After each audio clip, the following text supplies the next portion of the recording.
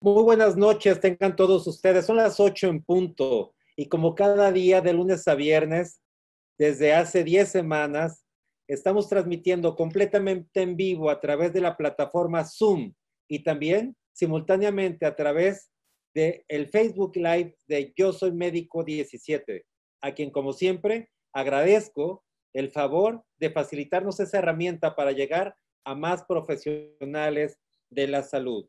El día de ayer tuvimos a la doctora Hilda Romero que nos habló el tema de desarrollo biológico, que están haciendo una vacuna, cómo lo están haciendo, repercusiones, etcétera.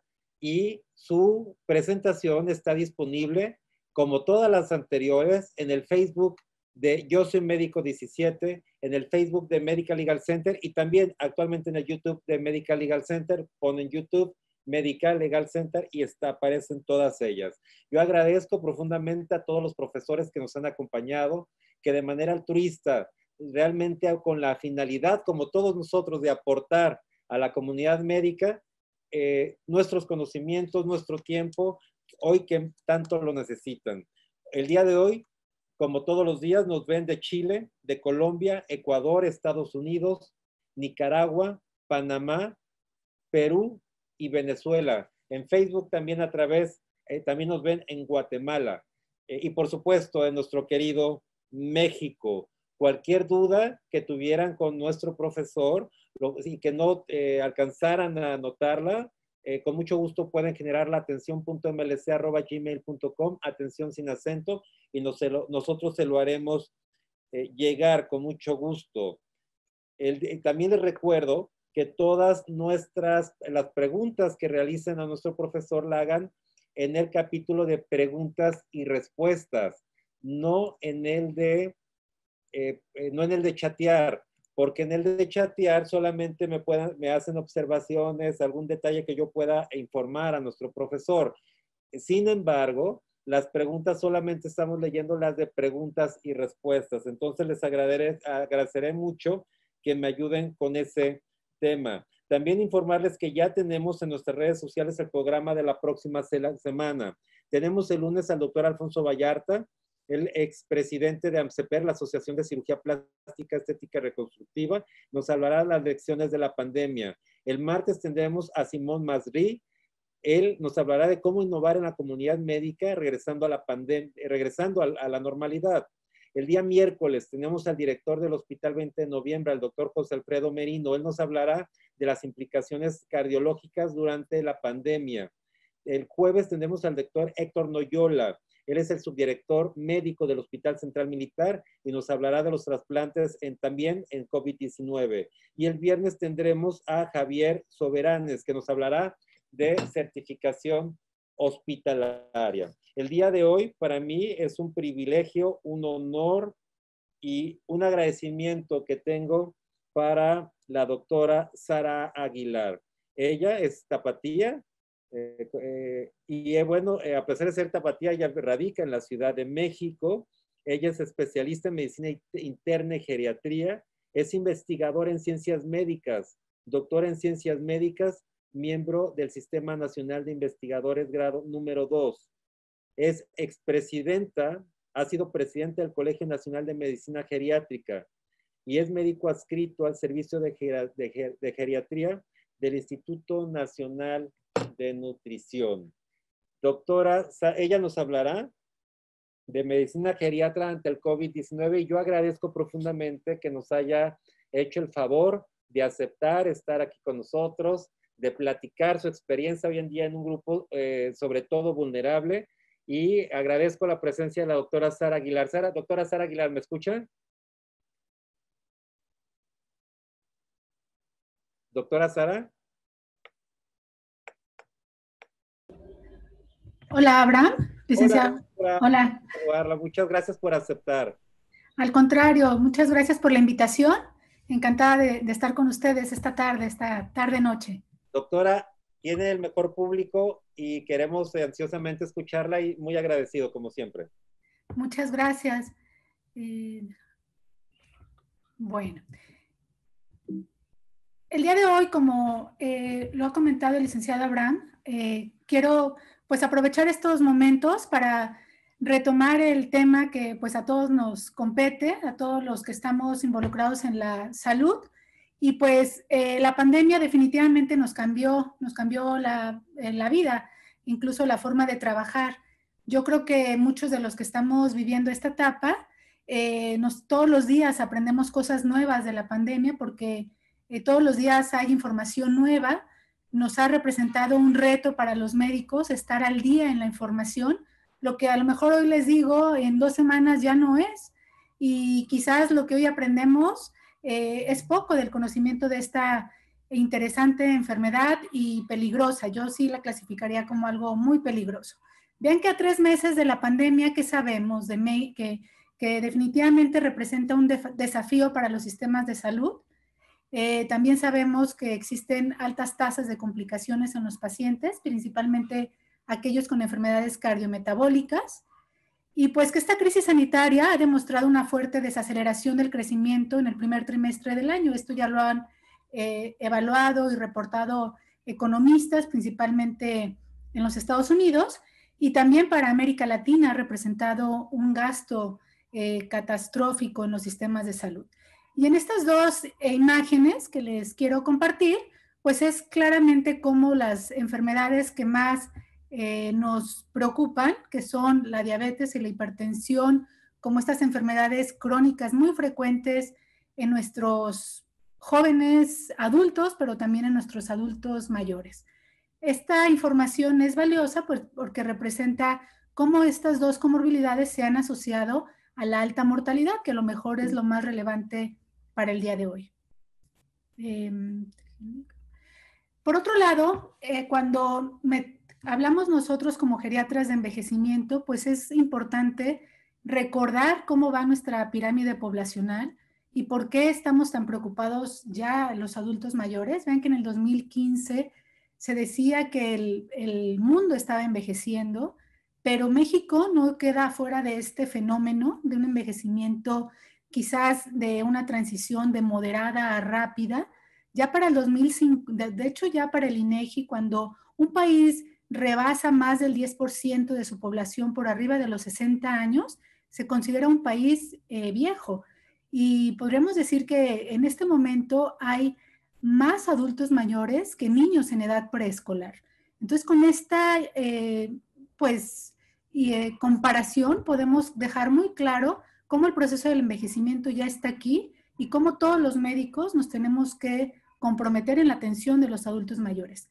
Vean que son estas personas o lo que he llevado también al proceso del envejecimiento, pues sí, un fenómeno ha sido el control de las enfermedades infecciosas, pero también el control de las enfermedades crónico-degenerativas, que ha hecho que estas enfermedades sean mucho más prevalentes, tanto las neurodegenerativas como las oncológicas, incluso ahora lo que estamos observando.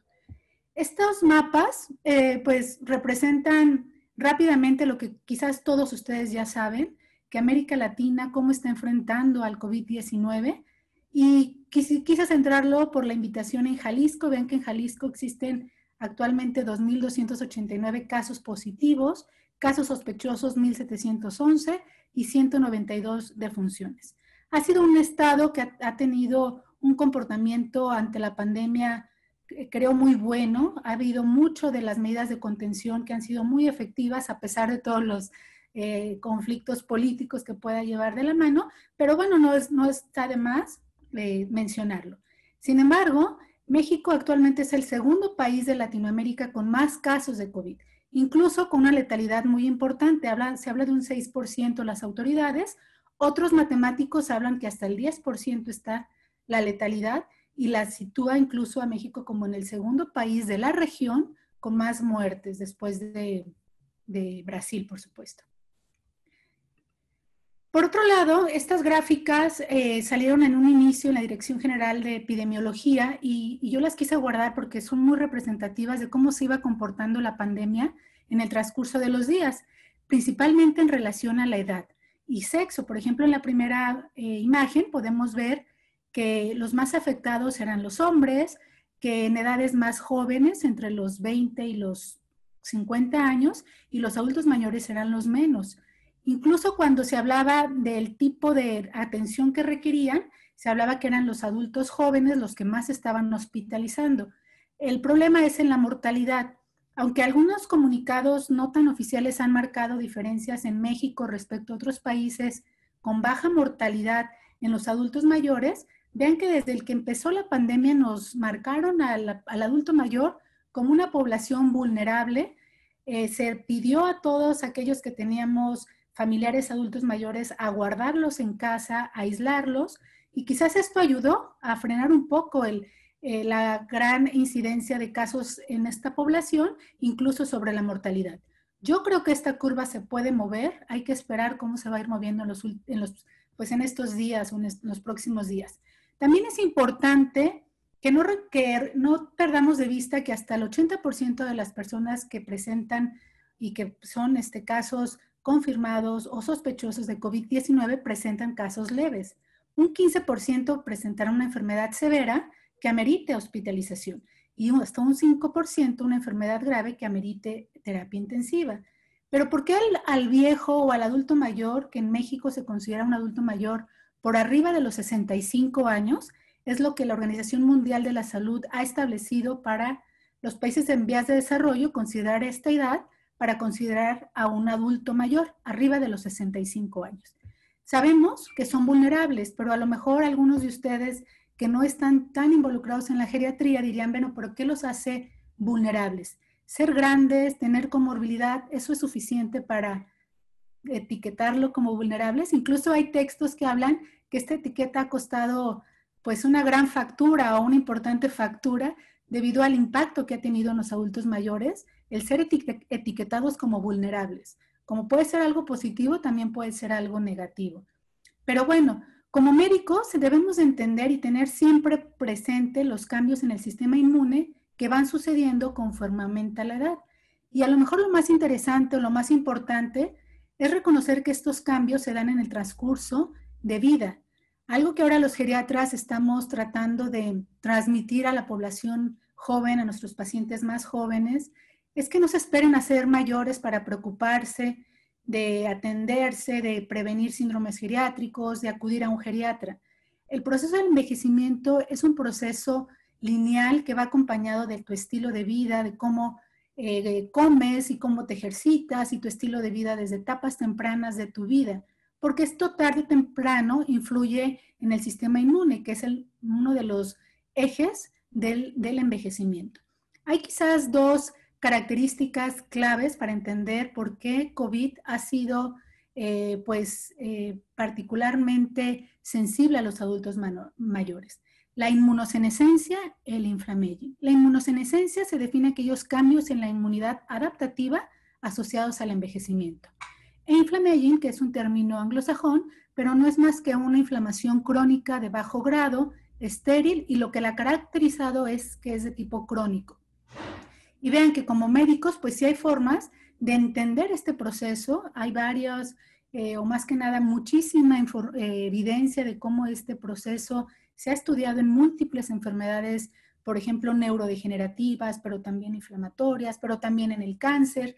Y vean que cuando entendemos esta gráfica o esta tabla, donde vemos esta disregulación de la respuesta inmune adaptativa, donde vemos estas interleucinas altas, donde vemos estos reguladores quimiotácticos, de la quimiotaxis, o de la producción de citocinas, vamos entendiendo un poco de por qué la fisiopatología del COVID tiene que ver bastante con el sistema inmune y por qué el envejecimiento podría estar influenciado o más que nada favorecer un desenlace o ser las personas más susceptibles a esta infección o a esta enfermedad.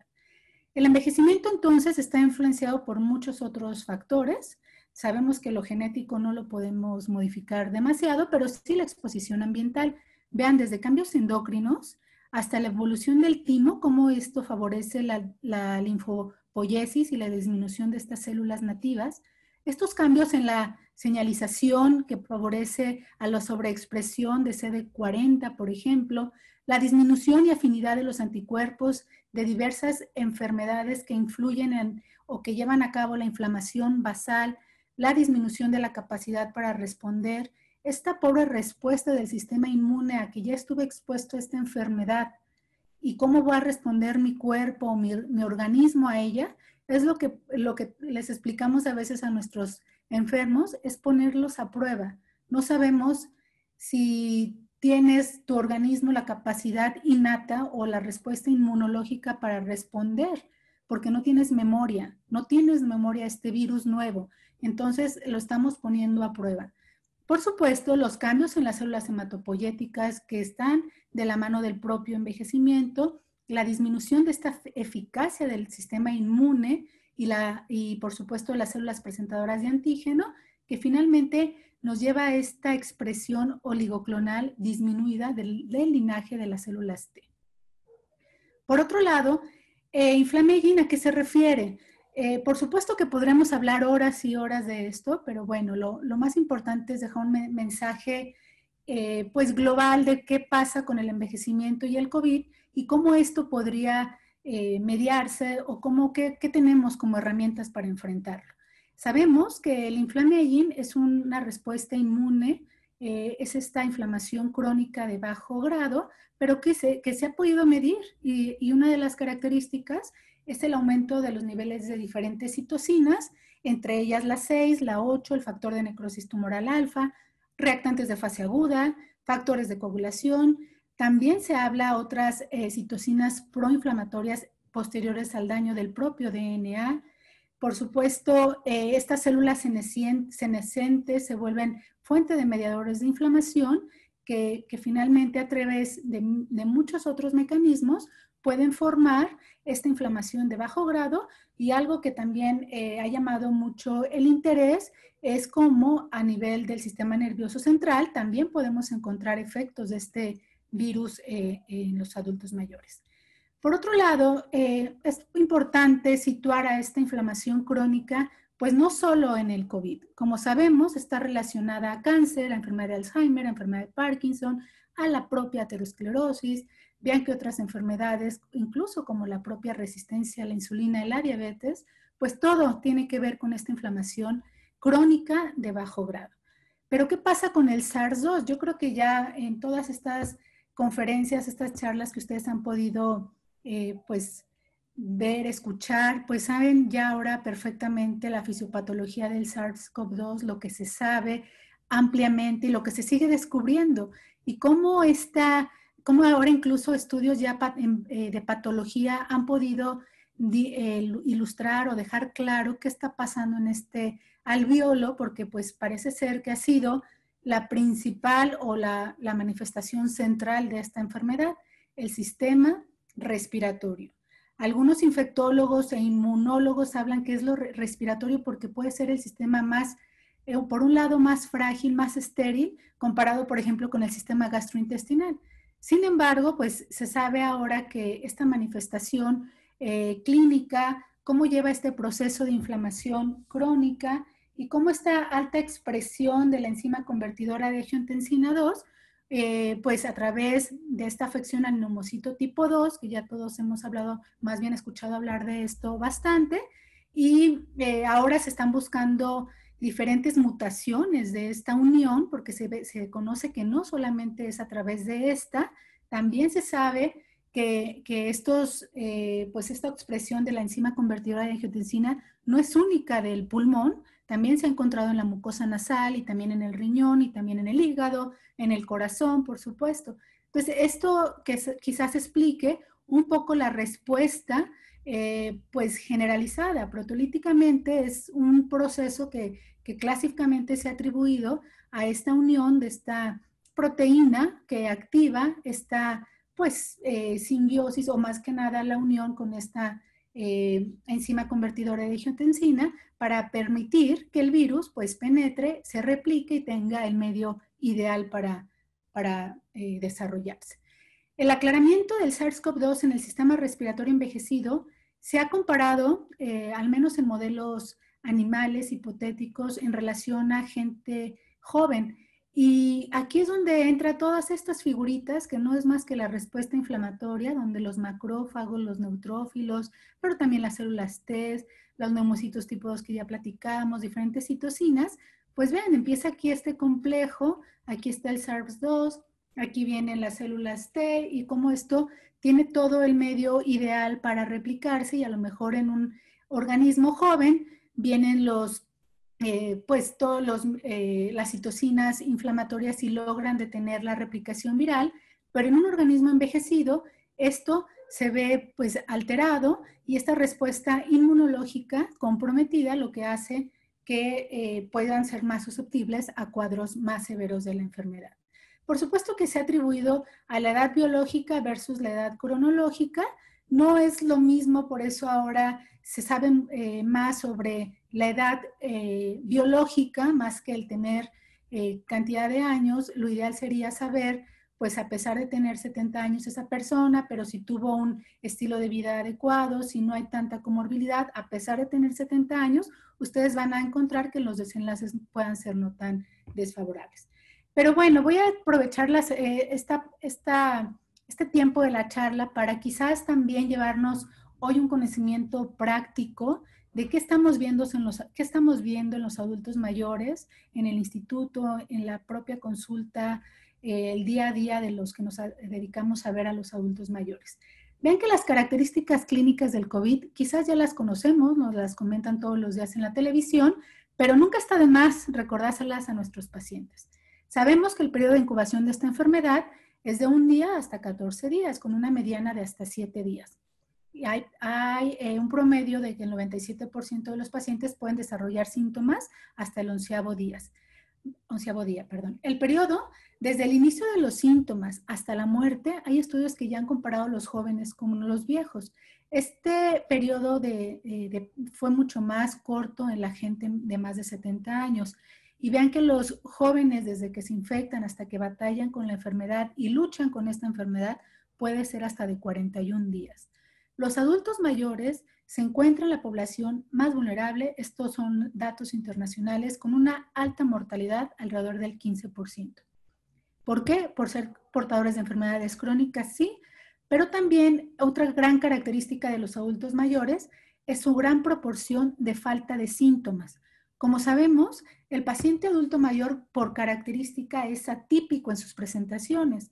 Es probable que un paciente pueda tener una neumonía grave y no tenga fiebre, no tenga leucocitosis, no tenga tos o expectoración, un cuadro típico de neumonía. Es característico que un paciente pueda presentar delirium u otras alteraciones atribuidas o más bien dadas por esta inmunosenescencia de la que ya hemos platicado un poco, que en un momento voy a abordar un poquito más. Este estudio es interesante porque vean cómo habla de esta etapa presintomática. Este estudio se hizo en unidades de residencia, en una residencia de cuidados crónicos. Seguramente conocerán que en Estados Unidos existen diferentes modelos de atención para adultos mayores en cuidados crónicos, y uno de ellos es pues los nursing homes, que podría ser un símil de un asilo. Y aquí quisieron este estudio, quería saber, porque siempre se ha considerado a estos lugares como de alto riesgo para brotes, alto riesgo para coinfección, y por eso siempre desde que inició la pandemia, tanto en México como en otros países, han sido foco de atención de los gobiernos para prevenir brotes en estos lugares. Aquí lo interesante es que estudiaron 89 residentes y que no tenían síntomas, y 64 dieron positivo, 64% dio positivo para SARS-CoV-2.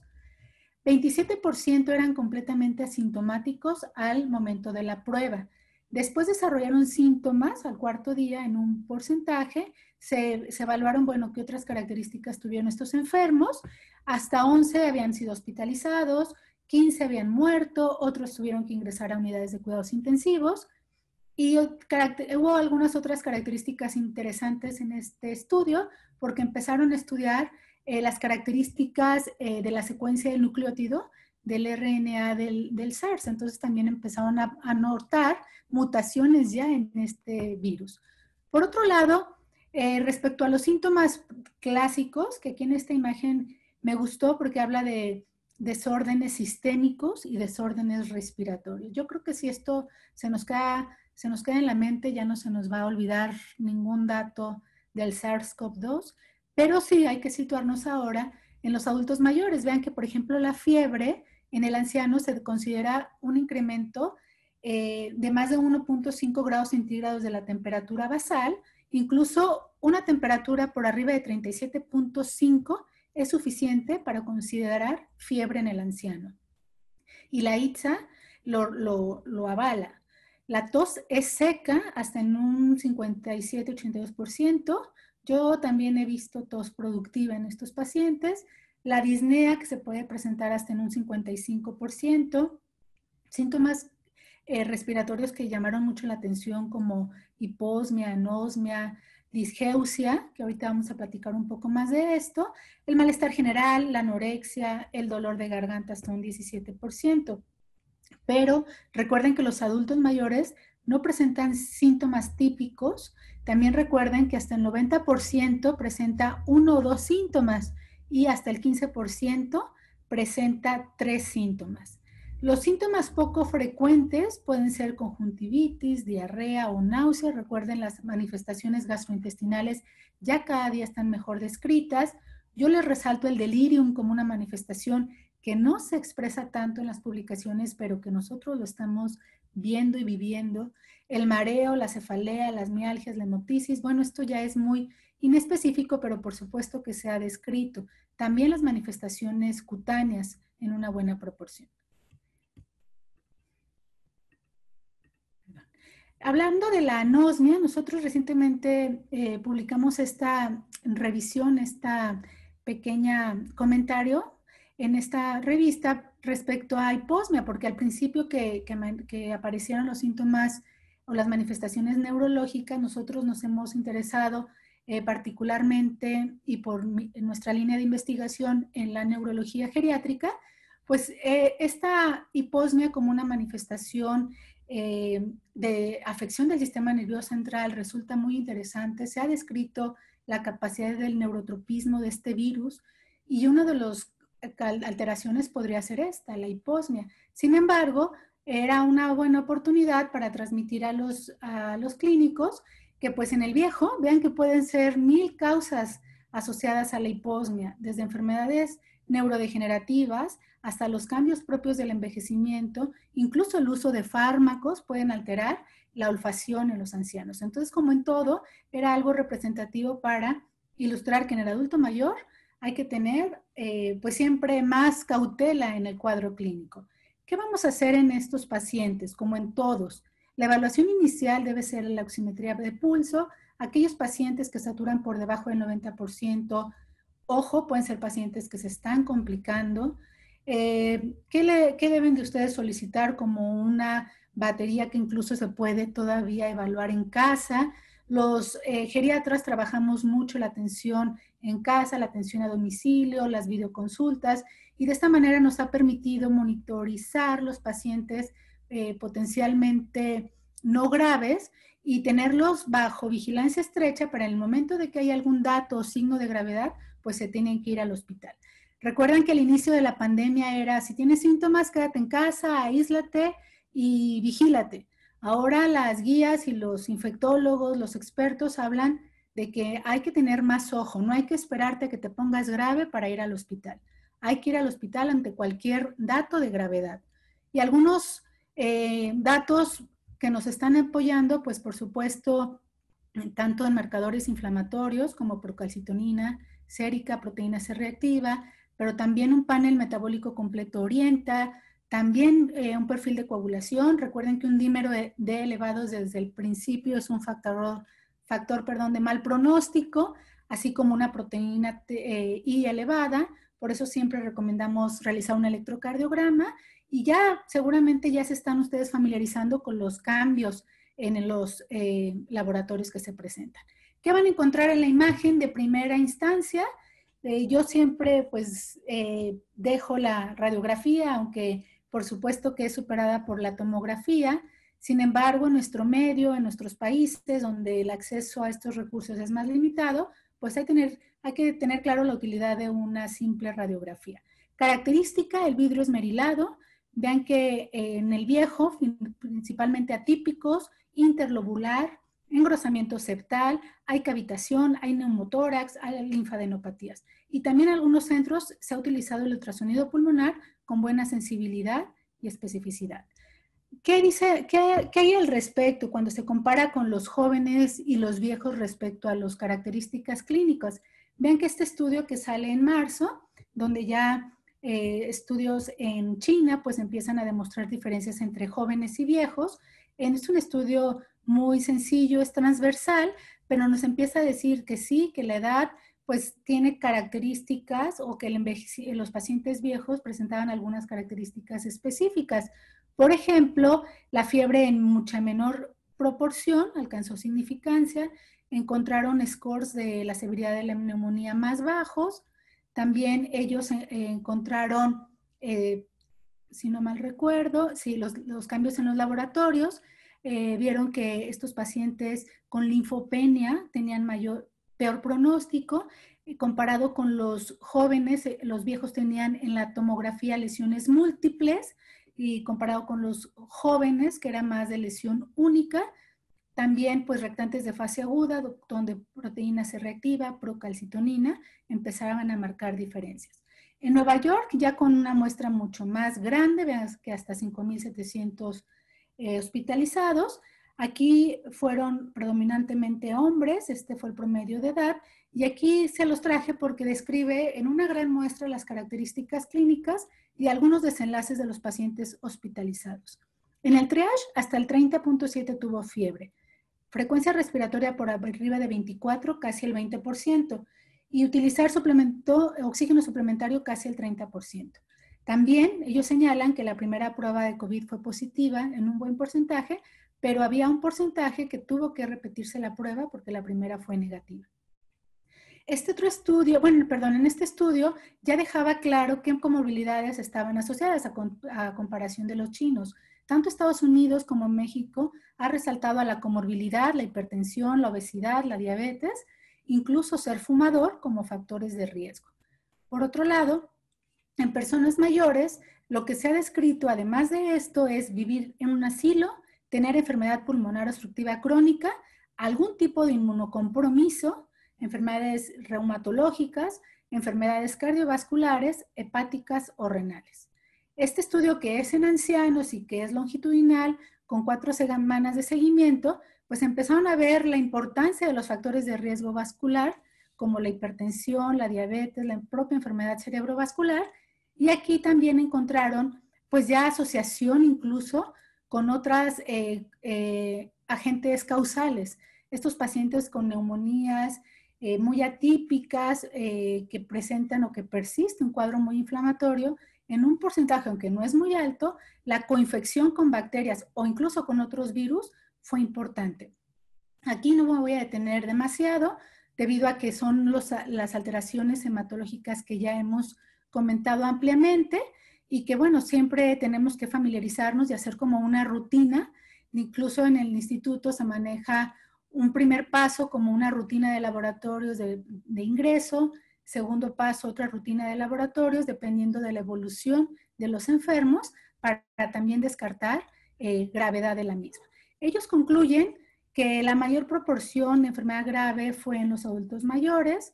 Vean que la sobrevida después de la admisión fue a 5 días y la disnea, la linfopenia, las enfermedades cardiopulmonares y el síndrome de respuesta inflamatoria fue factor de mal pronóstico.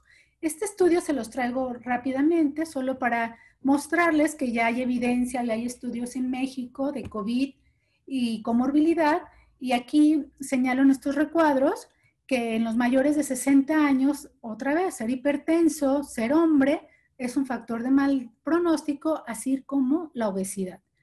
Vean que ellos concluyen en una gran muestra, que son datos ya de la epidemiológicos nuestros, pues que la obesidad era en un buen porcentaje, la diabetes como un factor de riesgo, incluso de ingreso a las terapias intensivas, y tener más de 65 años.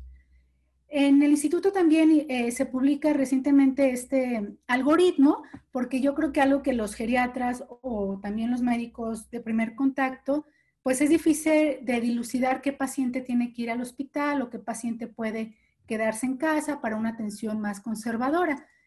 Nosotros en geriatría hemos pues tratado de clasificar a los pacientes cuando su estado funcional es óptimo como robustos, pero cuando su estado funcional y algunas características físicas no lo son, existe el término considerado fragilidad, que la fragilidad se ha logrado medir a partir de diferentes indicadores, pero en COVID ha sido un instrumento muy útil identificar este estatus de vulnerabilidad a través del índice de fragilidad. Te puede dar herramientas para que no se te escapen estos pacientes en riesgo de morir. Esta es una viñeta clínica, la voy a tratar de expresar muy rápidamente para que nos dé tiempo de contestar preguntas o hacer comentarios, pero quizás es importante porque es otro escenario. Es aquel paciente que viene de un asilo, pero que llega a urgencias con estos antecedentes, EPOC, fibrilación auricular y demencia. Ya tiene dependencia para valerse por sí mismo. Vean que llega desorientado en las 3 esferas y el personal del asilo reporta que hay muchas más personas en el centro donde vive con síntomas respiratorios. Ahorita lo valoran y está despierto, alerta, con un esfuerzo respiratorio moderado, tiene 37.5 de temperatura, sibilancias y en clásico delirium, ¿no? No se deja la mascarilla y esto pues ya orienta sobre la gravedad de este señor. ¿Qué harían en este momento? ¿Seguirían las recomendaciones estándar sugeridas para COVID y EPOC? ¿Lo pasan a sala de observación para en caso de que se deteriore pueda ser entubado? ¿O deciden acudir o piden que todos los pacientes que están en el asilo vengan a urgencias?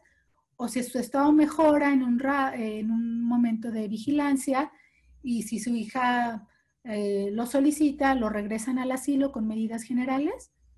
Pues aquí está el reto. Yo creo que este es un reto para los que estamos en admisión continua, los que están en atención crónica, definir este paciente que se quede en casa en vigilancia o el que se va a unidades de agudos, pues siempre va a ser un reto y más en el adulto mayor. Ya las guías de Toronto indican que en el paciente viejo hay que pensar en síntomas atípicos. ¿Cuáles son estos? El delirium, ¿qué es el delirium? Esta alteración mental, desorientación, confusión, incluso alucinaciones. También se ha visto que una causa relacionada a COVID en ancianos es una caída en centinela, un paciente que cae y que empieza en deterioro funcional, hay que descartar que no hubo afección por COVID. Una debilidad generalizada, conjuntivitis, anorexia, incluso cefalea, etc.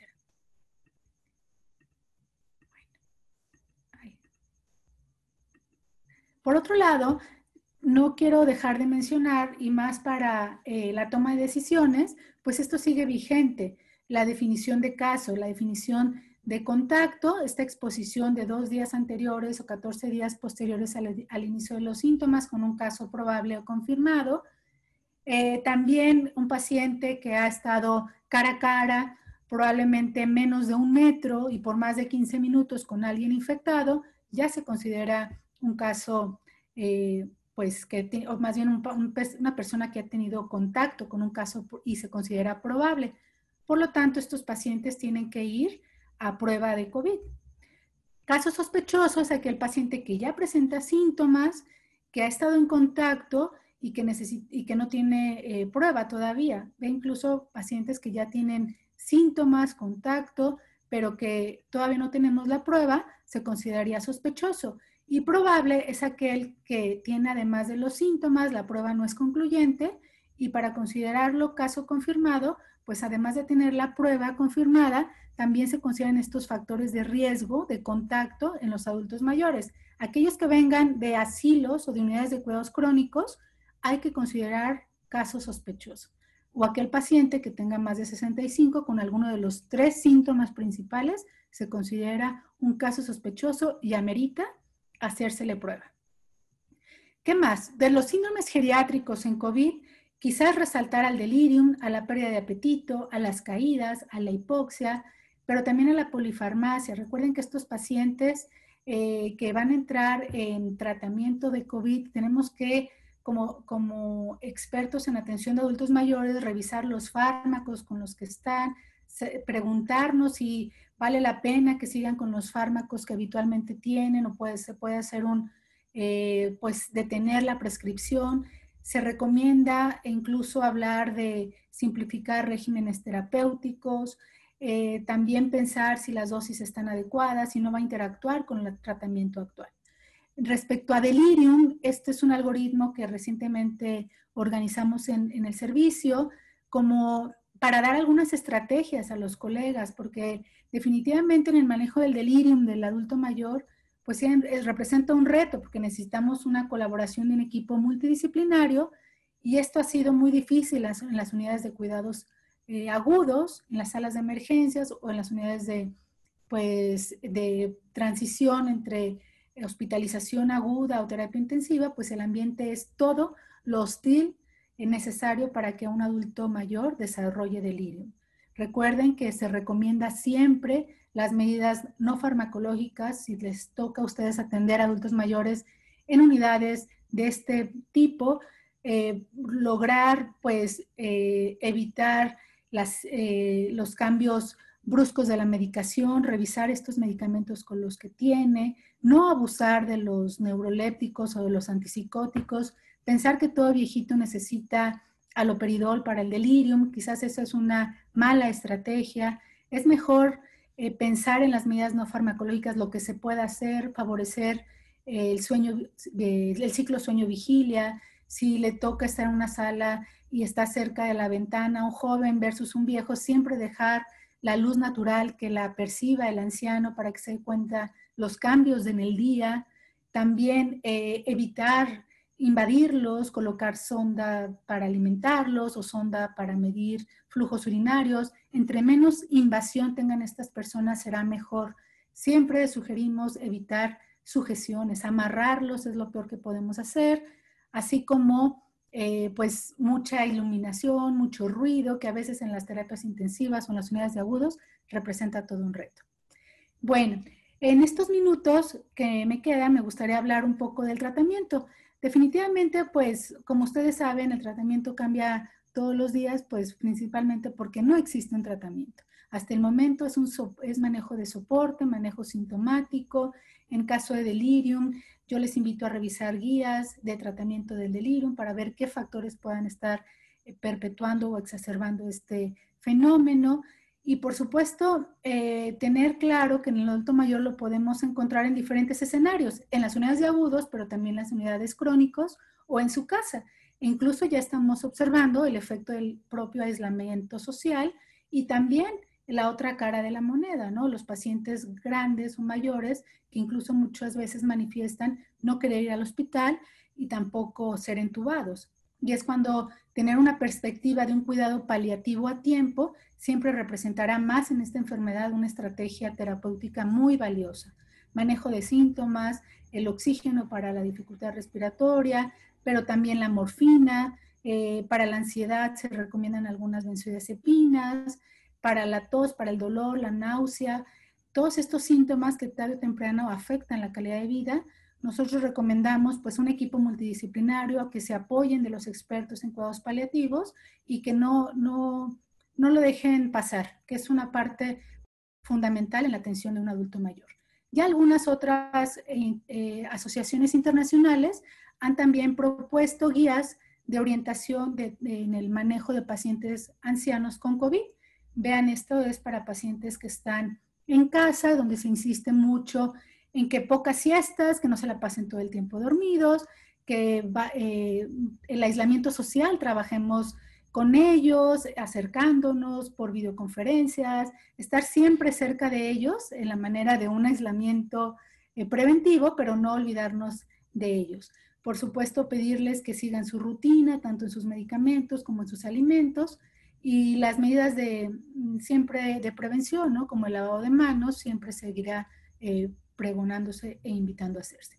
Como mensajes finales, pues sí, el envejecimiento es un factor de riesgo para el SARS-CoV-2 y COVID-19, para la enfermedad, que la edad no es por sí misma pues una situación para considerarla vulnerable o riesgo de que si te enfermas te vas a morir. Sabemos que hay pacientes grandes que se enferman y salen adelante, pero que sí que hay factores que no hay que perder de vista, entre ellos la comorbilidad. Las características atípicas de estos enfermos, también que siempre que atendamos a estos pacientes, pues hay que protegernos nosotros como personal de salud, No hay que exponernos, siempre utilizar equipo de protección personal y tratamiento sintomático expectante. Nosotros en los adultos mayores, desde que empezó la pandemia, pregonamos, además de lo que las instituciones del gobierno nos han dicho todos los días, la sana distancia, también se maneja información específica para adultos mayores, como seamos responsables, seámoslo por ellos, seámoslo por todo, y pues siempre estar en contacto de que no están solos y que en caso de alguna eventualidad hay quien los pueda atender, un médico de cabecera, siempre pendiente de la evolución de estos enfermos. Muchas gracias por su atención. Doctora, increíble, muchísimas gracias, increíble, la felicito. Gracias. Por su presentación. Mire, valió la pena la espera. No. Doctora Sara, les voy a pedir al público que me ayude a elaborar las preguntas solamente por el de preguntas y respuestas. Doctora, empezamos con preguntas, ¿le parece? Super. Sí, claro. ¿Me ayuda a dejar de compartir la pantalla para que nos vean solamente a ambos? Sí, claro. Ok, le pregunto, el doctor Hugo Rodríguez nos decía, ¿cuáles serían las acciones en estos pacientes geriátricos considerándoles como población vulnerable en estos sitios asistenciales? Quiero pensar los asilos ante la negativa expresa en voluntad anticipada de no intubación. Esto es, ¿a este tipo de pacientes sí es procedente la voluntad anticipada de no intubación? Sí, yo creo que es una muy buena idea platicarlo antes. Tanto directrices anticipadas desde hasta dónde quiero llegar o hasta dónde quiero recibir atención. Por supuesto que se pueden enfrentar al reto de que sean pacientes grandes, que puedan tener algún grado de deterioro cognitivo y esto pueda de alguna manera pues limitar, ¿no?, la decisión. Sin embargo, siempre se recomienda preguntarles y por supuesto, si existe algún documento legal de directriz anticipada, hay algunas instituciones, algunos estados que lo manejan como un instrumento legal, por supuesto que sí se recomendaría.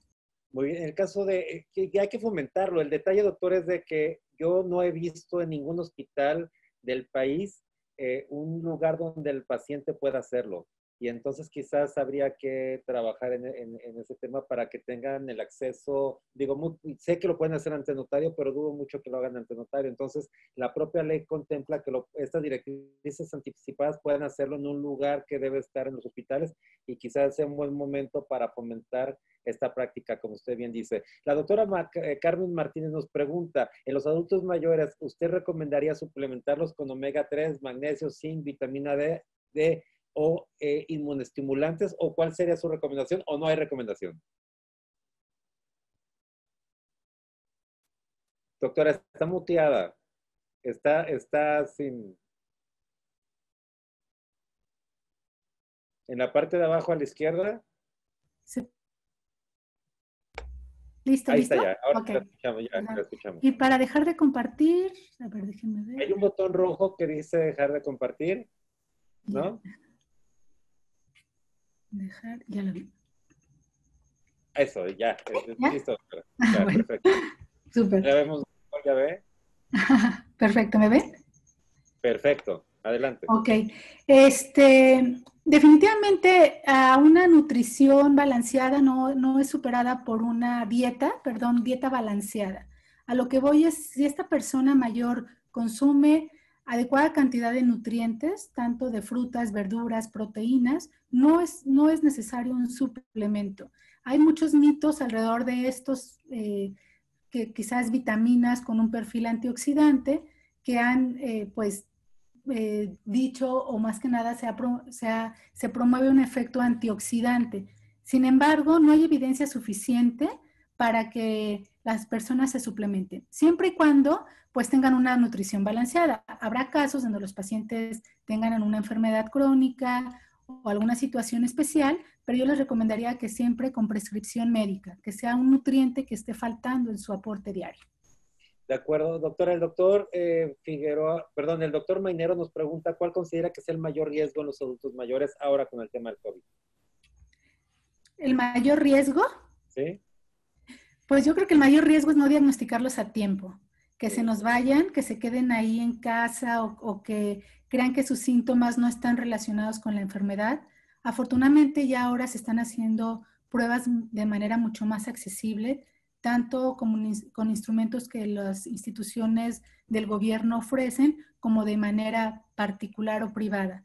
Yo creo que ante la sospecha es mejor invertir o gastar en una prueba para que eso oriente sobre hasta dónde llegar o qué tanto hacer, en lugar de correr al hospital. Primero, diagnosticar bien el caso y que no se nos vayan casos leves que se puedan poner graves y aumentemos la mortalidad.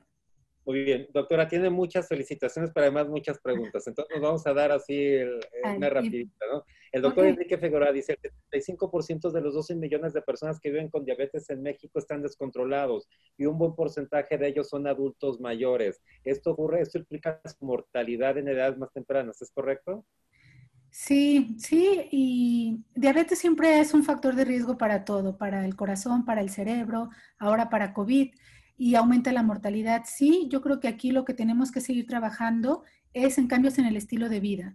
Aunque sea mayor, aunque sea un diabético adulto mayor, tiene que entrar a un cambio en el estilo de vida, promover el ejercicio, promover la dieta, un esquema terapéutico óptimo, evitar las bajas de azúcar, pero también las hiperglicemias. Entonces, sí, nuestro compromiso es esos diabéticos adultos mayores, tenerlos en niveles específicos para ellos, porque también hay metas específicas para los adultos mayores. Muy bien. Enrique Figueroa nos pregunta, en ancianos que utilizan antihipertensivos inhibidores de SA, ¿es recomendable suspender o cambiar el hipertensivo? No, fíjate que no hay una recomendación absoluta. Al principio que salió esta relación con la enzima convertida en angiotensina, se decía que estaban en mayor riesgo, y ahora los cardiólogos nos lo han dejado más claro. No es indispensable suspenderlo. Se suspenden los antihipertensivos siempre y cuando haya hipotensión asociada a sepsis o a una etapa grave de la enfermedad. Yo le recomendaría que si su paciente está bien controlado con ese antihipertensivo, podemos seguir sin problema. Ok, el doctor Nájera y la doctora Carranza me vuelven a hacer la pregunta de las vitaminas, del omega, etcétera. Usted ahorita comentaba que no era... No, la verdad es que no. El zinc, el omega 3, la verdad es mejor que se coman un gran filete de pescado, de salmón, enriquecido con estos nutrientes, a que se tomen las pastillas. La verdad es que los suplementos, eso sí se ha demostrado que no sirven. Entonces, si el paciente puede mejor consumir en la dieta todos estos nutrientes, es 1000 veces mejor. Doctora, desde su experiencia, el doctor Jesús Cetina nos pregunta cuál ha sido las principales causas que provocan que el paciente geriátrico se nutra deficientemente. Buena pregunta. La verdad es que empieza desde la boca, los dientes, la calidad de la dentadura, pero también los aspectos sociales, con quién come el adulto mayor. Ahora ya estamos viendo estos efectos desde el aislamiento, más en gente que vive completamente sola. Se están exacerbando los síntomas depresivos, los síntomas cognitivos. Por eso sí hay que estar bien pendiente de estos adultos mayores por este tipo de medios tecnológicos, y por supuesto descartar otras enfermedades como un cáncer, ¿no? Que esto favorezca la pérdida de peso, la pérdida de apetito. Pero los aspectos sociales yo los recomendaría muchísimo, desde la forma de preparar el alimento. Se recomienda condimentarlo, se recomienda ver qué consistencia es accesible para el paciente. No someterlos a regímenes tan estrictos. A veces creemos que un viejo, por ser diabético, no puede comer nada de carbohidratos, y no necesariamente, o porque es hipertenso, nada de sal, y entonces las dietas hiposódicas son terribles y no aceptan comer. Entonces yo creo que hay que tener mucha flexibilidad, y lo que buscamos es que coman bien. Doctora, la doctora Carmen Martínez hace una pregunta que yo también tengo, y es, presentó un caso con varias opciones. ¿Qué haría en estos casos? Estas son las opciones. ¿Cuál fue su respuesta? ¿Cuál es la indicada? Porque además quiero decirle que en medicina eso ocurre. El médico tiene siempre el dilema de tiene varias opciones y tiene que decidir. Y ocurre que cuando no se obtuvo el resultado, pareciera que lo tuvieran que culpabilizar. Y eso no debe ser así. El médico toma la decisión en base a la información que tiene en ese momento, y no podría garantizar que esa decisión sea siempre la que lleve a un resultado determinado. Sí, qué interesante. Sí, la intención del caso, por un lado, era mostrarles que podemos recibir en las salas de emergencia gente que viene de asilos y eso es un foco rojo. La gente, personas, adultos mayores, hay que preguntarles de dónde vienen, porque a veces no lo hacemos como médicos de atención primaria. Si viene de un asilo ya es un foco rojo. Segundo era ver si era candidato a hacérsele la prueba. Ya ahora, afortunadamente, esto ha cambiado. Al principio estábamos muy restringidos en que pruebas a un perfil muy específico de pacientes.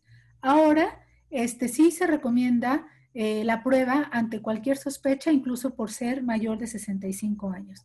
Y la otra era la cuestión también un poco ética e incluso con un perfil paliativo, ¿no? Si la hija que llevaba a este paciente, que entendemos que ya tiene un déficit cognitivo, ya no es un señor con una sobrevida muy alta, también ofrecer calidad de cuidados, entonces darle más calidad de soporte, más que el clásico triage, que a veces lo hacemos como robots, ¿no? Le toca esto, pero ojo, este es un adulto mayor con características muy similares, muy particulares, perdón, y si tú lo atiendes en una forma de calidad y cuidado, seguramente la familia, el paciente va a recibir buena calidad, confort y atención.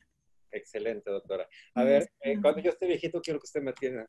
qué Digo lindo, viejito, gracias. aunque parezca discriminatorio, pero no lo es. A ver, el No. doctor Leopoldo Rodríguez, a quien le envió un saludo, nos pregunta, ¿cuánto de oximetría, qué valor de oximetría o qué otro parámetro se requiere para decidir entubar a un paciente? Y tiene que ver con la pregunta de Enrique Figueroa, que nos dice cuál es su opinión de la guía. De la guía, ya sabe cuál, la guía que emitió el Consejo para lo de los... bueno, y usted conoce. Uh-huh. Ah, ya, ya. Bueno, la oximetría se ha vuelto un recurso muy valioso. De hecho, creo que los saturómetros o oxímetros están agotados en el país porque ha ayudado a los médicos y a los pacientes más que nada a monitorizar su oxemia. Se ha visto que aquel paciente que ya está suplementado con oxígeno hasta el 3 litros por minuto, hasta 5 litros por minuto y la oxemia baja por abajo del 90% y persisten síntomas como taquicardia o alteración del estado mental o fiebre, son pacientes que ya deben de avanzar en aporte de oxígeno con mascarillas reservorios que se dan en los hospitales para ofrecer una cantidad mayor de litros por minuto y hasta valorar pronarlos. Ahora la pronación, bueno, desde que inició la pandemia se está haciendo en los institutos, en los hospitales, pronar, hacer estos cambios de posición a los pacientes para que mejore la oxigenación hasta tomar la decisión de irse a intubación. Y respecto a la guía, definitivamente muy controvertida, creo que Si es un quiere comentar, tema... pues, se vale. ¿Mande? Si gusta comentarlo, si no, también Ah, no pasa. gracias. Sí, bueno, al inicio, pues sí, sí fue un gran golpe. Hablaba incluso esto de la clásica probabilidad de lanzar una moneda y si te toca vivir o te toca morir y el acceso a un ventilador y donde la edad era muy cuestionada y se le iba a dar mayor probabilidad de un Ya ventilador no a es un así, joven, ¿perdón? ya no es así, ya no toma en cuenta la edad, es correcto, ¿verdad? Exactamente. Yo creo que es algo que pudimos como gremio, porque sé que algunos de los colegas estuvieron participando en los comentarios de esta guía y se pudo revalorar y considerar. Y afortunadamente, al menos en el instituto donde yo trabajo, no se considera para tomar decisiones. Sí. No convenció respecto a los comités de ética institucionales para considerarla en la toma de decisiones, afortunadamente. Doctora Sara, quiero decirle que tenemos muchas preguntas y no tiene inconveniente que respondamos todas. Nuestro No, compromiso con nuestro es responder todas. Ok, entonces me voy a ir un va, poquito más rápido. La doctora ok. Esmeralda Ramírez le pregunta, muchas felicitaciones, doctora, Ay, muchas. muchas Le gracias. pregunta, desde su experiencia, ¿por qué algunos pacientes geriátricos sí salen y otros no? Buena pregunta. ¿Cómo se llama? Buena pregunta, doctora. Esmeralda Ramírez, sí. Sí, buenísima, porque la verdad es que todos nos hacemos la misma pregunta. Incluso hemos atendido pacientes grandes, muy grandes, arriba de 90 años, con caso confirmado con COVID, que han estado en casa con cuidados, incluso en un escenario donde se les comenta a la familia que el riesgo de muerte es muy alto, pero que también ir al hospital a entrar a este ambiente hostil que muchas veces a los adultos mayores tan grandes y tan frágiles les empeora más su pronóstico que el beneficio. Y han salido adelante. Entonces está la respuesta inmunológica como una explicación vital en esto y por supuesto otros factores, desde pasar esta etapa, ya no hablé de la tormenta de citocinas que seguramente han tocado en otros momentos, pero cómo esto hace que un paciente dé el brinco de un estatus agudo, moderado, severo, pero al estatus grave. Muchos pacientes adultos mayores no están llegando a esta tormenta de citocinas y muchos por la respuesta inflamatoria, pero está dada por el ciclo de vida. La verdad es que es esta reserva homeostática y cada uno nos la estamos pues preparándonos para, es justamente la forma de envejecer. Es la respuesta, sí, quizás. De acuerdo. Facebook nos preguntan, ¿un paciente con Alzheimer tiene las mismas posibilidades? Buena pregunta. También son pacientes mucho más susceptibles a desarrollar delirium. No se le debe de negar el tratamiento, no se debe de negar tamizarlos, esto quiere decir hacerles la prueba. Depende también mucho de la etapa del Alzheimer. Si es un paciente que tiene un estado nutricio adecuado, un estado funcional bueno, salen adelante. Entonces no debe ser una condición para no ofrecerles cuidados. Pero algo más de Alzheimer y COVID, todavía hay poca evidencia al respecto. Es un tema muy interesante.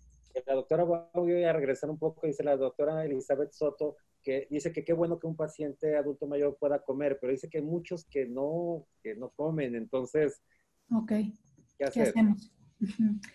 Sí, bueno, en esta situación definitivamente tenemos que apoyarnos de profesionistas como nutriólogos. Los nutriólogos siempre hay que consultar, no hay que pensar que los médicos sabemos de todo, sabemos prescribir ejercicios, sabemos prescribir dietas, sabemos prescribir rehabilitación, no necesariamente.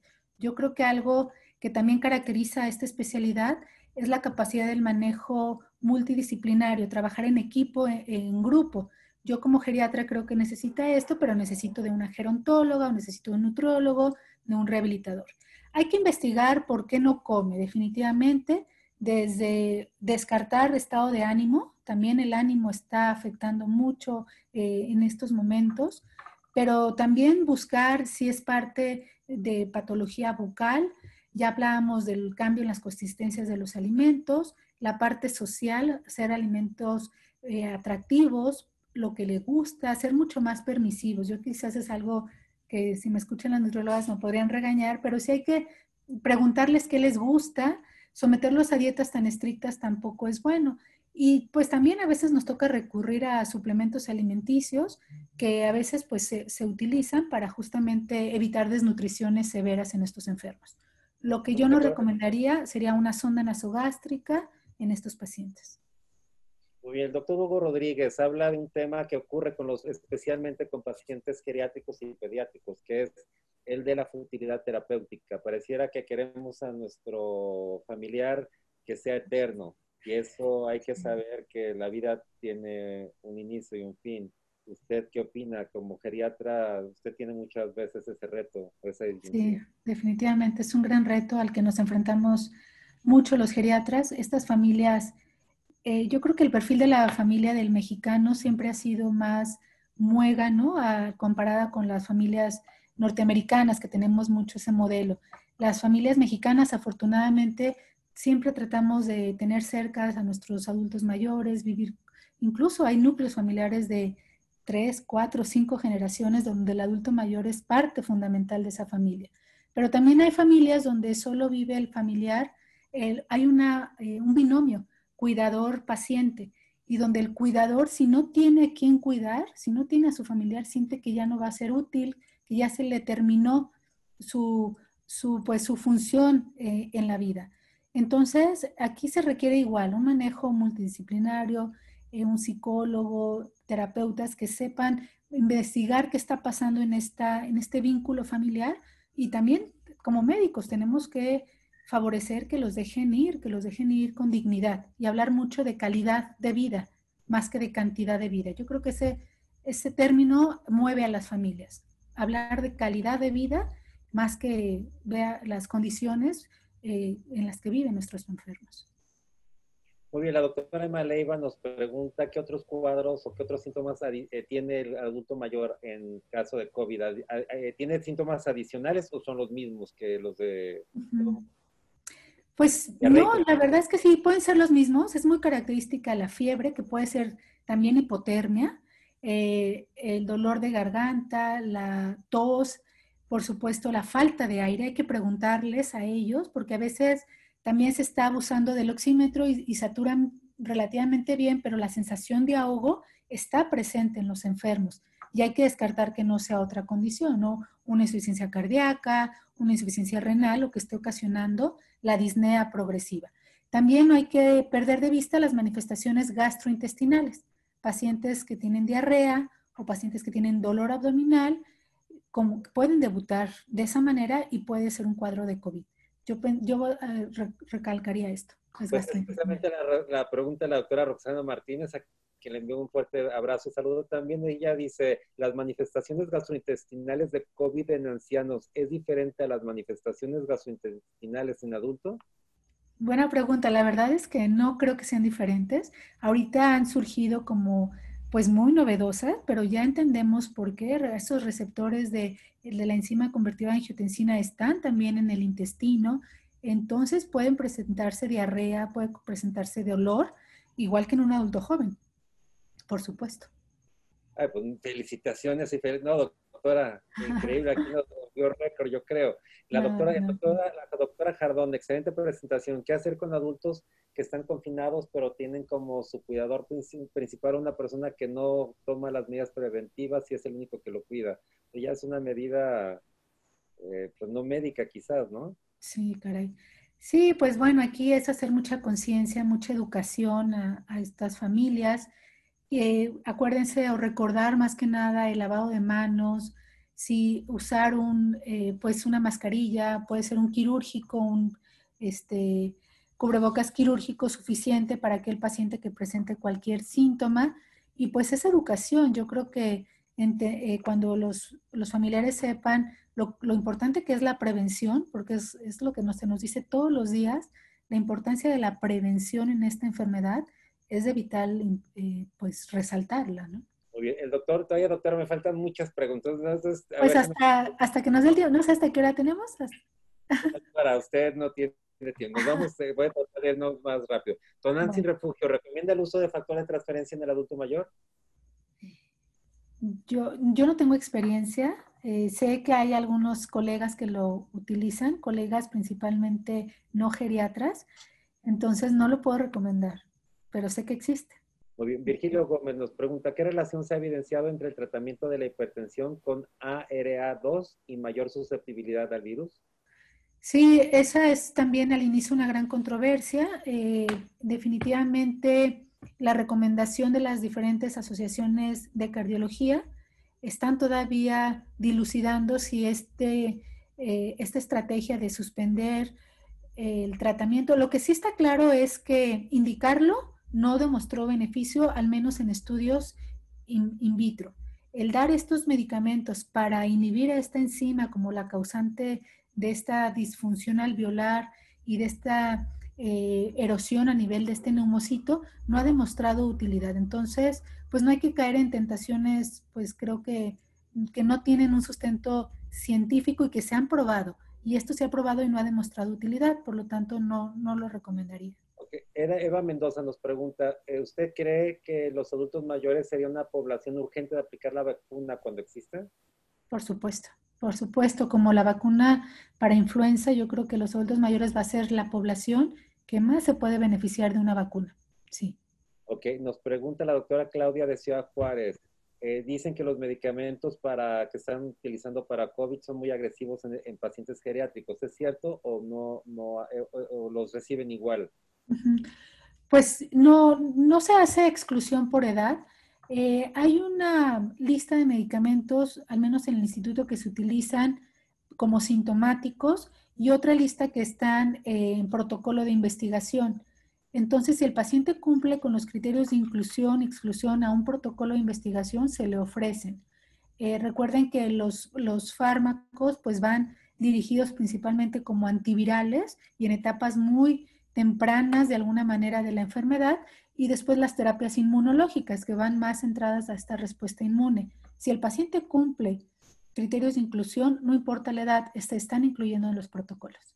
Muy bien, Antonio Torres nos dice que él considera que a ese tipo de pacientes no se les da todas las opciones, que incluso no hay suficiente personal especializado. Y bueno, sí, son muy pocos los geriatras en relación con la población geriátrica. Yo por eso los trato muy bien. Súper. Sí, definitivamente que estamos muy por abajo de las necesidades de los geriatras por la población actual. Sin embargo, ya ahora los programas han cambiado para formar más geriatras y mejor preparados. Respecto a esta situación o a esta percepción, yo creo que sí, definitivamente es real la percepción del doctor. Pensar que no se le da la misma atención a un enfermo de 80 años a cuando llega un paciente de 45 años, pues siempre está dentro de nosotros, ¿no? Como médicos. Bueno, este paciente tiene mayor probabilidad de vivir o ya vivió y por eso le voy a pues ofrecer todos los cuidados. Pero eso se llama rechazo a la vejez. Eso es algo con lo que tenemos que trabajar todos los días como personal de salud. Como sabemos, todos tenemos los mismos derechos y las mismas obligaciones como ciudadanos, y yo creo que no debe de ser la edad una razón para excluirlos de un tratamiento. Por supuesto que hace rato decían un poco de futilidad, y es cuando tenemos que tener este equilibrio, no hacer de más, pero tampoco hacer de menos. A un paciente mayor que notas que viene de una institución, como el del caso, que tiene datos pues de desnutrición, de aislamiento, incluso de abandono, que es un paciente que cognitivamente no está bien, que está frágil, que es poco recuperable, pues no hay que caer en medidas futiles. Entonces, ese equilibrio es, yo creo que la meta que como especialistas queremos transmitir a otros colegas. No dejar de ser de más, pero tampoco de menos. Sí, la doctora Elizabeth Montoya nos pregunta, ¿qué porcentaje de pacientes adultos mayores sobreviven? Y, bueno, y si tuviera el número, que lo veo muy difícil porque son números que van cambiando, dice cuántos pacientes han sobrevivido, pues muy complicado saberlo. Uh-huh. Sí, los sitios pues algunos buscadores nacionales e internacionales muestran muchas gráficas de letalidad y de mortalidad. Yo creo que ahorita la que más nos interesa es la letalidad, porque es la relacionada directamente con el COVID. Y pues sí se habla de la edad como a nivel, por ejemplo, Europa, pues sí fue gente que desde el principio de la pandemia que ellos enfrentaron, notaron que estas personas se morían más. Aquí al principio, les digo que que será un mes más o menos, hubo una publicación no científica, pero sí muy llamativa, más para los que nos dedicamos a los adultos mayores, dejando muy claro que los adultos mayores en México se estaban muriendo menos. Yo creo que sí lo vamos a poder demostrar en el transcurso de estos meses, cuando se vea o se mida el impacto del aislamiento social. Yo creo que el guardar a nuestros viejos desde el principio de la pandemia sí tuvo efecto y sí lo va a tener. Entonces, a pesar de lo difícil y lo pesado que ha sido, yo creo que sí los estamos protegiendo guardándolos. Muy bien, la doctora Vázquez recomienda que se tome una clase de geriatría en la licenciatura. Yo también estoy de acuerdo. Teresa Villarreal, la inmunosenescencia la puede observar entonces en poblaciones con alimentaciones que han envejecido sus cuerpos y no necesariamente que tenga que ver con su edad. Eso es cierto, ¿no? ¿O no? Sí, es cierto, es cierto. Se llama el envejecimiento biológico versus el envejecimiento cronológico. Y yo creo que ahora lo estamos viendo mucho más tangible. Cómo envejecía un hombre o una mujer hace 50 años, se consideraba a los 50 años ya muy grande o a los 60 años ya súper grande. Y ahora cómo esta inclusión incluso de la mujer al campo laboral ha hecho que la forma de envejecer de la mujer sea muy diferente, y esto va a ir cambiando la expectativa del envejecimiento y la forma de envejecer. Y eso, no concentrarnos solamente en la edad cronológica. hay que concentrarnos en la edad biológica, definitivamente. Perdón. Nos preguntan, un paciente geriátrico que haya salido adelante de la enfermedad, ¿el virus permanece en el sistema inmunológico o desaparece? Sí, también es otro gran tema que se está empezando a aclarar, el papel de los marcadores inmunológicos, tanto de IgG como IgM, y su papel que tiene para decir que ya estás libre de esta enfermedad. Todavía no se recomiendan, las guías internacionales no recomiendan hacerlo como un parámetro de seguimiento para definir si un paciente ya se curó. Se recomienda solo en aquellos casos muy particulares, pacientes que van a entrar a una terapia específica o que entran a una terapia, más que nada para protocolos de investigación. A lo que podríamos decir ahora es que hacerlos gastar en solicitar estos marcadores tendría que ser en casos muy especiales, personal de salud que debe de regresar o que tiene que regresar otra vez a su trabajo, a lo mejor ellos sí deben de garantizar que ya no son portadores del virus. Pero se está viendo mucha discrepancia. Hay algunos que tardan mucho más tiempo del pronosticado en negativizar y otros que lo hacen antes. Entonces yo me esperaría para una recomendación puntual de tomar otros estudios para saber si ya se negativizó la prueba. Hay que Pero esperar. vamos en récord de preguntas, ¿eh? Y todavía hay muchas, entonces voy a tratar de irme un poco más Sí, rápido. yo voy a contestar más rápido. Rato. Felicitaciones. ¿Qué recomienda para evitar la sarcopenia? ¿Ejercicio o preparado de proteínas? Las dos cosas, ejercicio y proteína, sí. La proteína, los americanos, si observan su dieta, generalmente la proteína la consumen fuertemente en la noche. Lo que se recomienda es que nosotros y la ingesta de proteína sea balanceada en la mañana, en la tarde y en la noche, no dejar la carga de proteína para un solo momento del día. Entonces, que esas proteínas además las repartan en el día. Doctor José Carrillo, si los pacientes, entre otras cosas, padecen osteoporosis y baja hormona D, ¿hay que evitar darle un medicamento con estos padecimientos? No, la verdad es que no. La hormona de crecimiento tiene muchos efectos adversos y muy pocas indicaciones en adultos mayores.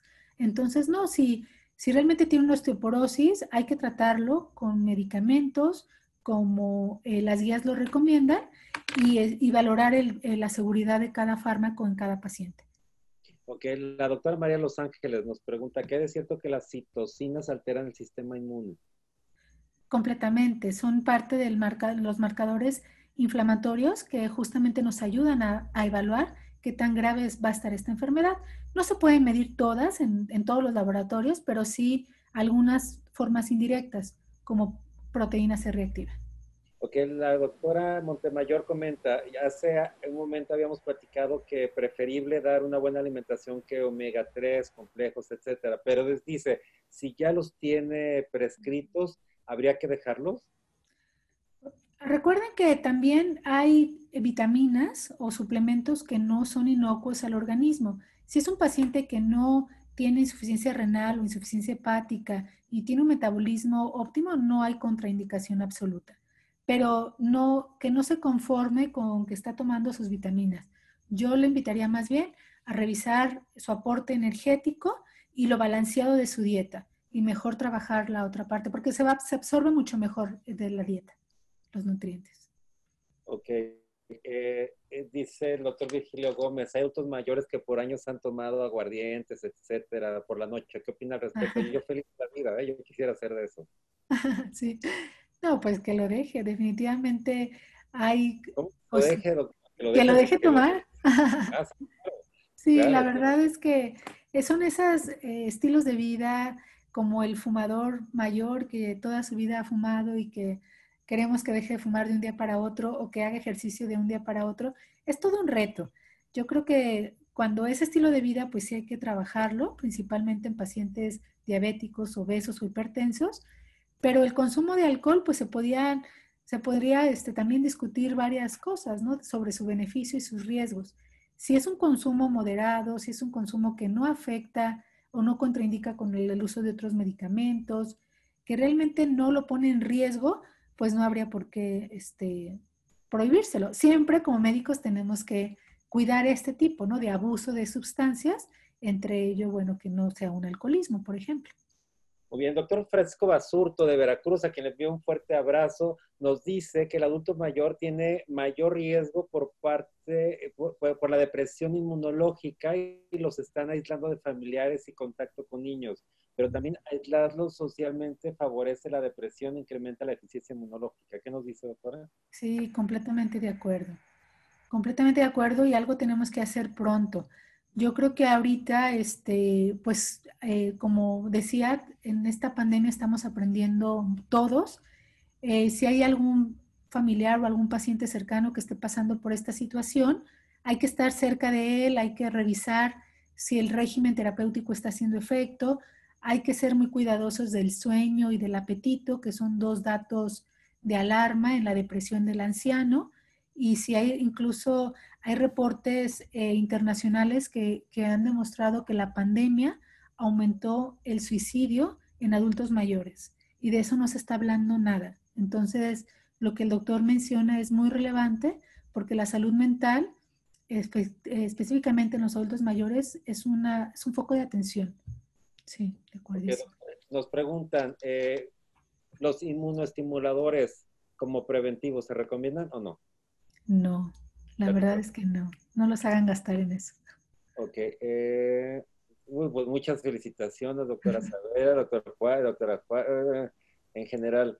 Dice de Enrique Figueroa, ancianos no enfermos con COVID, en confinamiento con crisis de ansiedad y depresión secundaria, ¿resulta útil algún fármaco en esta edad como parte del manejo integral? Pues sí, si hay ansiedad, ¿verdad? Si hay ansiedad y hay ya hay criterios en este tipo de enfermedades o psicogeriátricas, siempre yo les recomiendo a los médicos, a los residentes, tener una guía para no perdernos en el diagnóstico, no sobreestimar ni tampoco subestimar.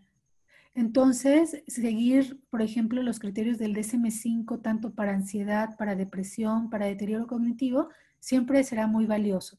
Si su paciente cumple criterios francos para alguna de estas enfermedades, hay que empezar una intervención, ya sea farmacológica o no farmacológica. Si hay ansiedad, hay que empezar incluso, nosotros recomendaríamos más antidepresivos con efecto ansiolítico, que empezar de primer paso una benzodiazepina, por ejemplo. Pero sí son pacientes que ameritan una evaluación. Carlos Barrera, ¿no están usando las escalas MAA, Apache 3 o SOFA para valorar la supervivencia? Sí, por supuesto. En las unidades de emergencia, en los hospitales de agudos, sí, se utiliza el QSOFA, es el más sensible para evaluar la severidad de la neumonía. Entonces, ha sido uno de los indicadores más importantes para la toma de decisión en que un paciente se vaya a la unidad de cuidados intensivos. Pero eso no incluye el tema de la edad. No, bueno, el problema es que nada más por tener más de 65 años ya califica alto en estos instrumentos de evaluación de riesgo. Por eso los geriatras a veces no nos basamos tanto en ello, porque la edad por sí misma ya confiere riesgo. Entonces hay que ver todo el paciente en forma integral y considerar mucho su estado funcional previo. Si es un paciente que se valía por sí mismo, que era un paciente funcional, hay que ofrecerle todo el manejo. Pero si era un paciente que ya requería de ayuda para sus actividades básicas de la vida diaria, hay que considerar un manejo más conservador, independientemente de los índices. Ok, el doctor Jesús Enrique Díaz nos pregunta, ¿qué opina de hacer la intubación orotraqueal en su propia cama en caso de urgencia grave o en caso extremo traqueostomía de urgencia en su domicilio o en un asilo? Pues la verdad es que es una gran decisión. Primero, recuerden que todos estos procedimientos son de gran liberación de aerosoles. Entonces, no solo estaría poniendo en riesgo al médico que lo haga, sino a todo el equipo que participe en esa maniobra. Si no existe un equipo de protección personal óptimo, y esto implica mascarillas que protejan de aerosoles. Entonces, yo no lo recomendaría porque además de poner en riesgo al médico que lo haga, va a poner en riesgo a todo el ambiente. Y entonces hay que valorar esa parte muchísimo y definitivamente en esta enfermedad el riesgo de esas maniobras es altísimo por el contagio alto que tiene la enfermedad si no hay un buen protocolo de equipo de protección personal. Porque el doctor, dice, el doctor Jesús Mateos, hablando de trastornos ansiosos depresivos, recalco, vamos a vivir con miedo, jubilados que encontrábamos camino para el bienestar, ahora vamos a estar restringidos. Pues, Sí. es Sí, bonito. esperemos que esto pase, es lo único que nos queda, porque sí, definitivamente ha sido muy pesado. Ernestina Pérez nos dice, ¿qué recomendaciones para mantener a un adulto mayor lúcido y emocionalmente estable durante el confinamiento? Porque sí los veo restringidos, ¿eh? Sí, caray. Hay esas recomendaciones de las asociaciones internacionales de geriatría, donde siempre se recomienda la rutina. Así como en los niños, los psicólogos han recomendado no perder una rutina, por supuesto, decirles que se tienen que bañar, si no es diario, cada 2 días, tienen que cambiarse, no quedarse con la pijama, tienen que bajar y salir de la recámara o del cuarto, tienen que comer fuera de la recámara, hacer una rutina lo más funcional posible. Fomentar, por supuesto, lectura, escritura, música, buscar el estilo de vida que esta persona tenía previamente o sea, buscar las estrategias para que él pueda volver a tenerlo. El ejercicio, algo de actividad física, una caminata breve o de acuerdo a las posibilidades de este enfermo o de este paciente, siempre se tendrán que hacer, incluyendo variedad en los alimentos, así como el entretenimiento. Entonces, uno es la rutina y dos, pues buscar o más que nada estar como focos de alerta de que si hay ansiedad o depresión, bueno, estar muy al pendientes por esto del riesgo de suicidios que les comentaba previamente. Muy bien, de Facebook, Mayra Muñoz, soy médico y licenciada en nutrición. Mi experiencia me ha permitido aprender que una alimentación radical con cambios extremos no es sostenible. Los cambios, si son necesarios, se hacen paulatinamente. Así José es. Ángel Rivera dice, hay que enfatizar que la morbimortalidad está en relación a la reserva funcional, neurocognitiva, comorbilidad, inmunosupresión. Excelente charla. Tengo una Gracias. pregunta más. Doctor, es que siguen y siguen llegando dos comentarios. El doctor Eric León dice que no hay muchos geriatras, que en Tampico solamente, que no hay ni uno. Ay, sí. Y Gerardo Ricardo Blanco dice, la cantidad viral adquirida es importante. Ay, dice, ya se me, dice, la cantidad viral adquirida es importante para la manifestación viral. Definitivamente, sí es algo de lo que se está estudiando, si está relacionada con la cantidad, si está relacionada con la mutación propia del virus y más que nada con la reserva inmunológica. Pero por supuesto, además de la cantidad, es la capacidad de este virus para replicarse en un medio óptimo es altísima. Yo creo que es por lo que es tan virulento. Y pues yo creo que también esto va de la mano de recordarles que tiene mucho que ver la distancia. Si nosotros estamos con una persona que tiene un caso sospechoso o que está infectada por COVID, la distancia de más de 1,5 metros es muy importante mantenerla. Siempre al paciente infectado pedirle que use la mascarilla todo el tiempo y el tiempo de contacto también tiene que ver para estos cuidadores que a lo mejor llegan a entregarle alimentos o algún paciente que está aislado por COVID y no quieren acercarse para nada, que tomen en cuenta que tiene que ver distancia y tiempo para que se lleve a cabo la transmisión del virus y que esto favorece, por supuesto, a la virulencia. Doctora, yo tengo una pregunta, ya esta es mía. Sí, adelante. ¿Qué opina de que primero haya establecido como grupo vulnerable tener 65 años y haya disminuido a 60? ¿Eso fue bueno? Pues depende cómo se vea, como en todo en la vida. Hay algunos estudios que ya clasificaron a la vulnerabilidad como algo negativo, porque se tachó a esta población, pues más bien se etiquetó como vulnerable y cómo percibieron esta etiqueta los adultos mayores no fue buena. Se sintieron, incluso yo creo que algunos de nuestros pacientes lo han preguntado, bueno, ¿por qué soy vulnerable, doctora? ¿Por qué yo puedo infectar? Por ser grande ya puedo infectar? O mis nietos me pueden infectar, o sea, no les quedaba claro qué era lo que los hacía vulnerables. Y yo creo que es algo en lo que tenemos que hablar y trabajar mucho con ellos, que lo estamos haciendo, el clasificarlos como vulnerable con la intención de cuidarlos, de sobreprotegerlos, no de etiquetarlos. Ellos no nos pueden infectar, porque ese es otro mito que tienen las personas mayores. Yo por ser viejo te transmito el virus, no es así. Eso por un lado.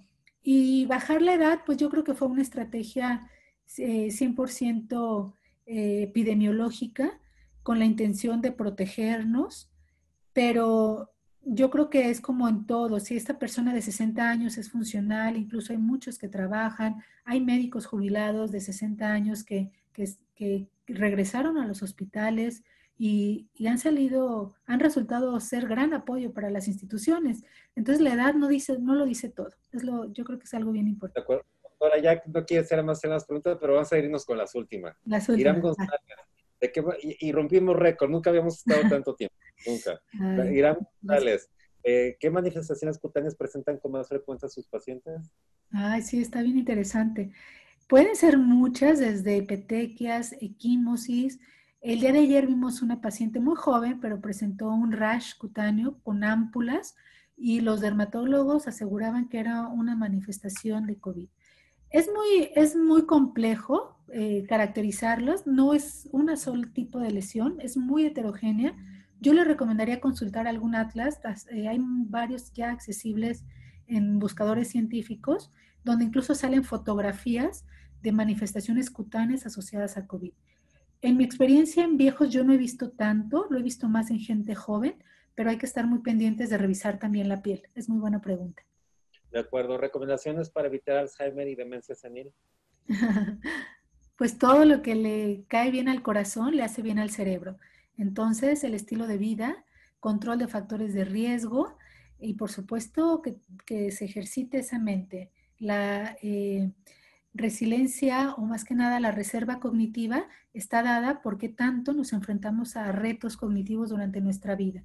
Entonces, aprender otro idioma, música, lectura, todo eso va a ayudar al cerebro. Las últimas dos. Vale. ¿Cree que todos los pacientes geriátricos deben de tener firmada su voluntad anticipada? Yo creo que sí. De acuerdo. Sí, súper buena observación. Saturnino Uribe, excelente plática. Si un paciente requiere oxígeno y evitemos aerosoles, Sí. recomienda puntas nasales o mascarilla con reservorio. Puntas nasales de primera intención.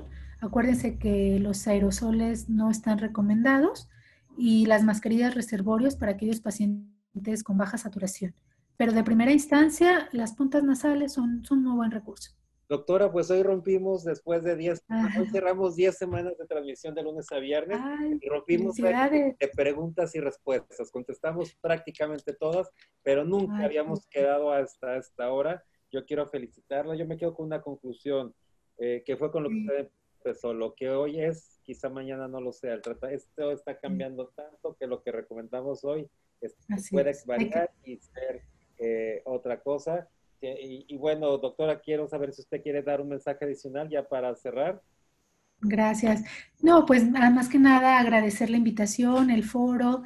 Es muy estimulante saber que hay mucho interés de saber de esta enfermedad y como bien dices, hay que tener una mente muy abierta, ponernos a estudiar. Esta enfermedad nos puso a estudiar a los médicos porque nos tenemos que actualizar todos los días porque hay papers todos los días nuevos, cosas que ya se habían discutido de que no, ahora resultan de que sí.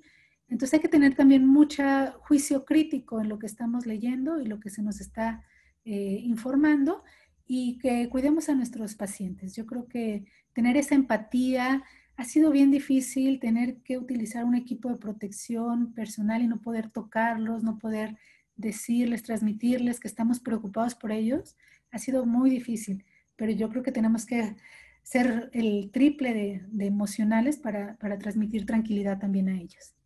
Ahorita Nada. usted, doctora, pues muchísimas gracias, realmente la felicito, le mando un fuerte abrazo. La vio muchísima Gracias. gente, se quedó muchísima gente y contestaron Ay, qué muchísimo. bueno, qué Yo quiero padre. por último, además agradecerle a usted, seguir invitando a todos nuestros asistentes que nos vean la siguiente semana. Tenemos un programa muy, muy bonito también. Ahora muy masculino, esta semana fue muy femenino. Sí, muchas doctoras. Sí, por las doctoras, ahora tenemos al doctor Alfonso Vallarta, el lunes de cirugía plástica, el martes a Simón Masrías Kenasi, que él es un empresario que nos va a hablar de innovación, regresando a la normalidad, especialmente para la comunidad médica. El miércoles tenemos al director del Hospital 20 de Noviembre, a José Alfredo Merino, nos va a hablar de su especialidad cardiología.